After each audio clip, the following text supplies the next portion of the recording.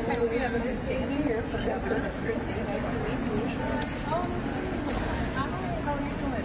Chase, nice to meet you. Nice to meet you. Hey, you've been here forever? Yeah. Please help me.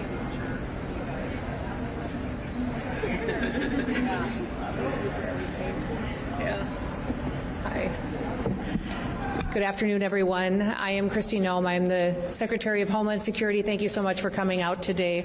We have some very exciting news to announce that today we have started a new no shoes policy with the Department, the Transportation Security Administration. TSA will no longer require travelers to remove their shoes when they go through our security checkpoints. This is something that I know for quite some time people have talked about and discussed, and we know that when President Trump was elected that he pledged to make life better for all Americans, and that includes those who are travelers going through our busy airports. We want to improve this travel experience, but while maintaining safety standards and making sure that we are keeping people safe as they go to take their vacations, travel for work, or spend time with their families. So we took a hard look at how TSA does its business, how it does its screening processes, and what we do to make people safe, but also provide some hospitality as well. Now, this is especially important to streamline the process and look at efficiencies that we can build in as we build up for some big events that are going to be coming here in the next 12 months here in the United States of America. As you all know, right now we have the club championships going on. A lot of travelers and visitors are coming into the country, but next year we will also have the Olympics that will be in the United States of America. The World Cup matches will be happening, as well as many America 250 events. All of those will bring us record travelers to the United States. Many, many people will be on airlines traveling in and out of our airports, and it's important that we find ways to keep people safe, but also streamline and make the process much more enjoyable for every single person. TSA first implemented the no shoes policy in 2006, almost 20 years ago. And in those 20 years, since that policy was put in place, our security technology has changed dramatically. It's evolved. TSA has changed.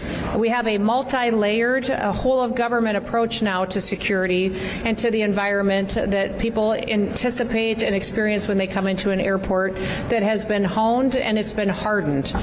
We are very confident that we can continue to provide hospitality to folks and for American travelers and for those visiting our country while maintaining the same standard of security for passengers and for our homeland. The key to our approach is layered security. Passengers will still pass through multiple layers of screening.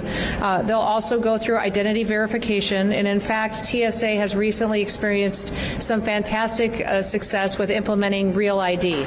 As you know, Real ID was put into statute over 20 years ago, and we recently put that into place that it went seamlessly. In fact, right now we are experiencing over 94% compliance with passengers who come through our airports and screening processes with Real ID compliant identification. Now, as you know, most of those IDs, if they're driver's licenses, they'll have a star in the right-hand corner. They may use other federally recognized identifications such as passports or tribal IDs or military IDs. But many people thought that when Real ID was implemented that it would be difficult. It would, some in the mainstream media talked about it being Armageddon, that it wouldn't be able to happen, and it has happened seamlessly because of the hard work of those who work within TSA and because of our security officers who worked very hard to make sure that passengers were compliant, but to do it in a way that facilitated their traveler. So please, I'd encourage all Americans to still go out there if you don't have your Real ID yet. It does help us identify who you are and keep passengers safe, and we would encourage you to go so and to do that. Now, we're just getting started. We've implemented several transformational changes at TSA and our security checkpoints already just since the Trump administration has come into office. We have recently piloted different types of security lanes. We have family lane security checkpoints that are open at several airports that allow families to get screened separately from other people so that it can be very accommodating for them and their experience with children or small babies. We also have implemented around some of our air bases and facilities the ability to have a military lane that expedites the process for those who currently served in our armed services, those who are stepping up to defend our freedoms, that they can have a security checkpoint specifically dedicated to them and in those areas where we see high traffic volumes of those who serve. With this no shoes policy, we anticipate that Americans and travelers and those coming into our country will be very excited that they will no longer have to remove their shoes. The one thing that I will say is that doesn't mean that there won't be times once in a while where someone will have to remove their shoes. If they get put into a different situation or need additional layers of screening where that may be asked of them, but overwhelmingly the policy will be that no longer will that be required of every single person that comes to a checkpoint. The golden age of America is here. We're so excited that we can make the experience for those individuals traveling throughout our airports in the United States much more hospitable, more efficient for them, more timely, and that they can get to their destinations and spend much more time with their loved ones and with their families and with those accomplishing great things for their future. So with that, I will open it up to any questions that any of you may have. Yes, ma'am.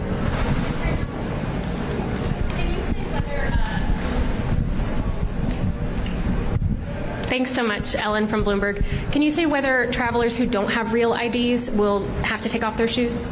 Yeah, that is not going to be specifically required for individuals who don't have real IDs. They still won't have to take off their shoes. If they do get flagged for a different reason or need additional screening, that may be required of them, but they won't be specifically identified as someone who has to remove their shoes.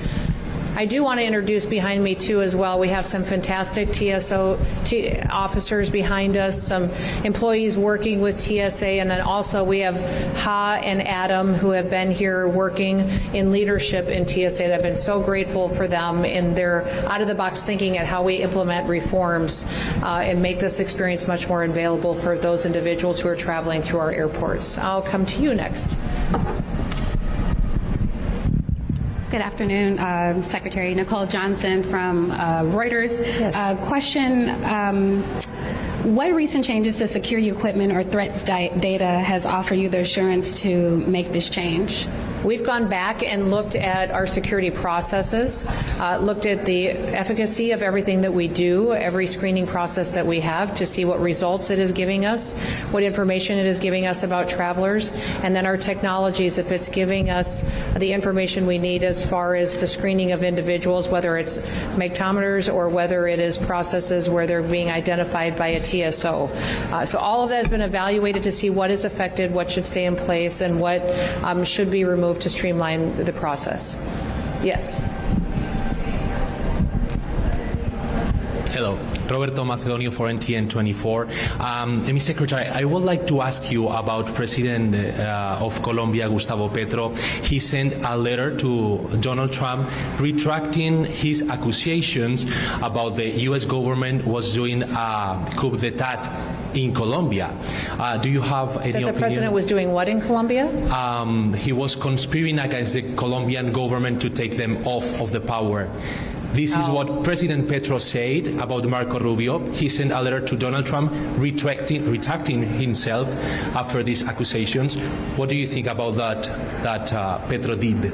Well, I won't speak to that today since we want to focus on the American security here at our airports today. But I know that President Trump is working very hard to build relationships with all countries in order to make sure that we are returning their citizens back home that may be in our country illegally committing crimes. We've had conversations on security agreements with Colombia, and I know that also trade negotiations have been ongoing with the country as well, and we're hoping for a better relationship there. Yes.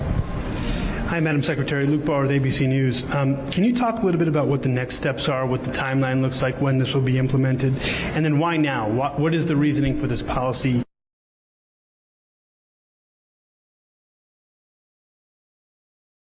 He encouraged all of us as cabinet secretaries to evaluate every agency and department, see what we can do to save taxpayers money, keep more money in their pockets, to give them more opportunities to enjoy their freedoms and liberties, to keep them safe.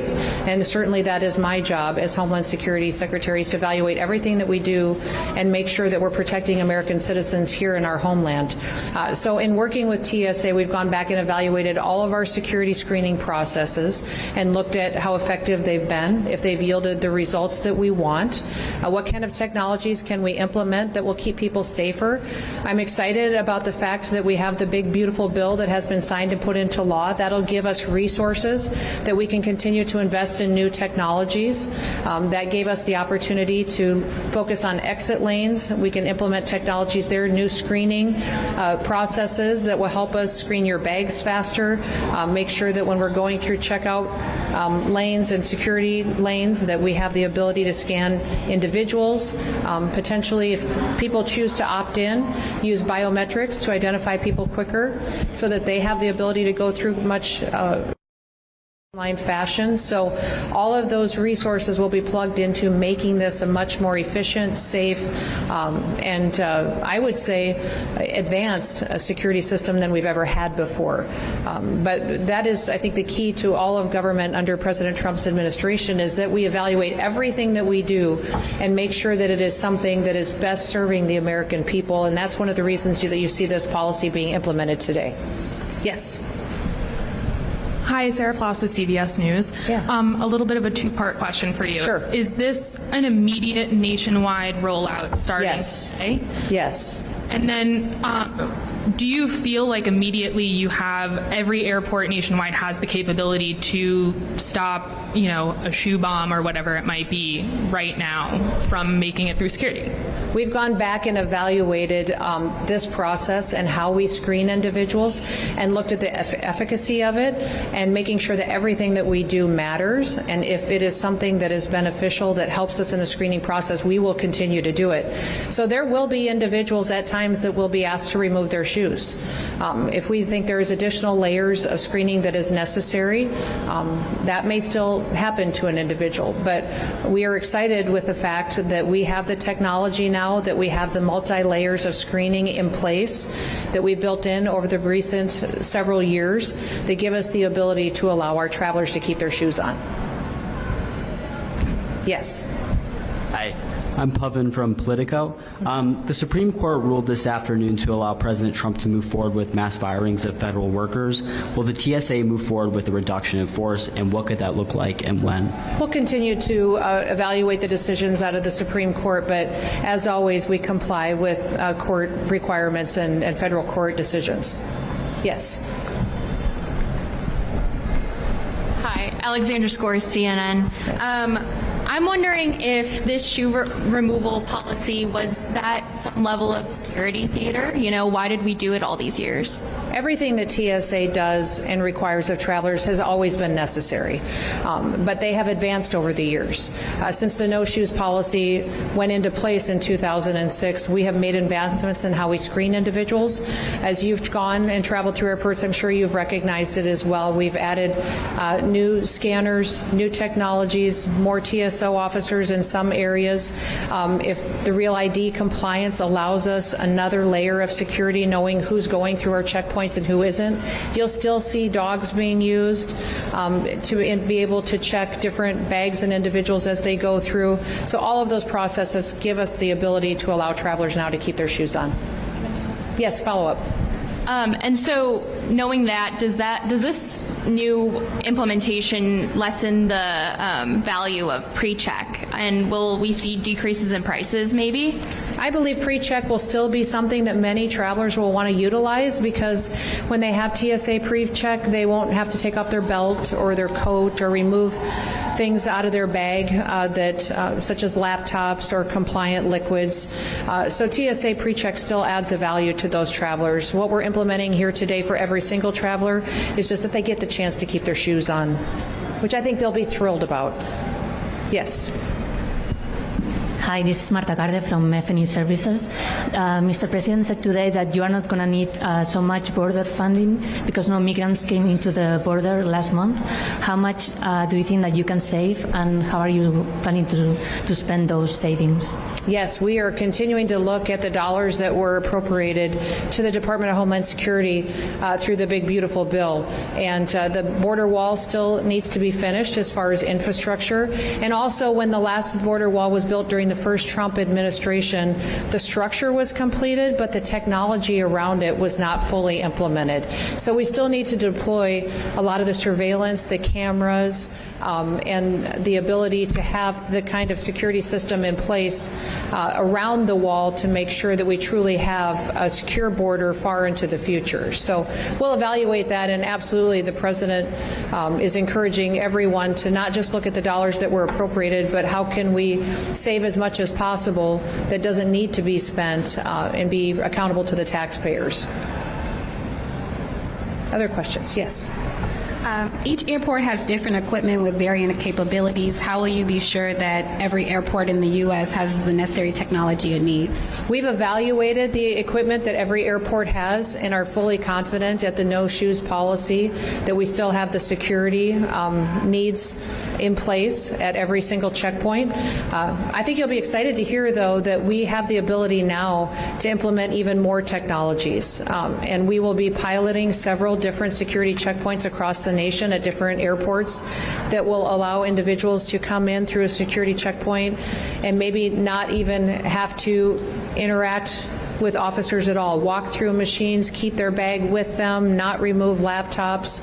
All of those are technologies that we're exploring right now that we could put into place. And I think over the next 6 to 9 months, you will see across the country pilot lanes and security checkpoints that will give us even more advancements and make this security process much more streamlined for the traveler. Yes. With the new technology you're talking about, is there any plan to take a look at the liquid rules or any other rules like that? I would say that every rule is being evaluated. All of you have traveled, and all of you know that sometimes the checkpoints can be cumbersome and unpredictable based on what the situation is there. And so with removing your technology, the liquids, your belts, your coats, your shoes, all of them are being evaluated and looked at, but it can only be accomplished if we have the adequate technology to make sure we're doing this safely and still keeping our systems hardened against those who would wish to perpetuate criminal activity against our airlines or those who would travel in our airways. So we'll continue to look at them, but no announcements made in those areas today. One more question. Yes, sir. Well, we'll do two because I saw both of you, so we'll do those two. Ethan Beck, Washington Post. Earlier today, a Border Patrol agent in Van Nuys, California, said that 3 individuals had been arrested for attempting to disable vehicles, that they'll face felony charges. Sorry, I can't hear you. You want to say that again? Yeah. A U.S. Border Patrol agent in Van Nuys, California, said that 3 individuals had been arrested for attempting to disable vehicles and that they'll face felony charges. Can you confirm which agency actually arrested them and the charges filed? I can't confirm that for you, but I will follow up with you on that. Yes. And I do want to remind everybody that when it comes to security, I'm very grateful for all of our law enforcement officers, for our security officers here that work with TSA as well, for what they're doing to protect the American homeland. We live in times where individuals are choosing to attack law enforcement officers while they're doing their duties. In fact, we've seen a 700% increase in violence against some of our law enforcement officers in recent months. I'd encourage everybody in America to go out and to thank a law enforcement officer, someone who serves to keep our country safe. They do hard work. They spend hours a day. Many of the individuals behind me spend many hours dealing with tired individuals traveling who haven't been home for a while, living out of suitcases, and they're very patient and wonderful. If we have an opportunity to thank them for what they're doing, that would be a wonderful thing that we could do. And yes, did you have a question? Yes. Final question. Evan Kozol from Spectrum News. Quick off topic about farmers. Sure. So many of them rely on unauthorized workers. Has there been any discussion about some sort of program to transition them towards H-2A so that these farmers aren't left without labor? No, some of the discussion when working on some of our labor force in the country, and especially in regards to farmers, under the Department of Homeland Security, I, as a secretary, have the authority to go forward and to administrate H-2A visas, and so we'll be working on those and making sure that we're helping to meet the needs of the labor force that farmers and ranchers need across this country. As you all know, food security is a national security issue. It's imperative that we grow our own food in this country so that we rely only on ourselves for that. The day another country grows our food for us is when they control us.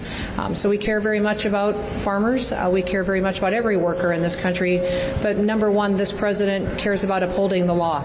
And we will be a nation of laws that will make sure that the laws are applied equally to everyone, and that we no longer, like the previous administration, pick winners and losers and decide what law we're going to enforce and who it applies to. All right. Well, thank you so much, and we will be around for a little bit if any of you have follow-up questions. And thank you once again to Adam and to Ha for all their hard work in making sure that we're continuously evaluating the travel experience for every single person coming through our airports. I think most Americans will be very excited to see that they get to keep their shoes on, and it will be a much more streamlined process going forward. Thank you. Have a wonderful day.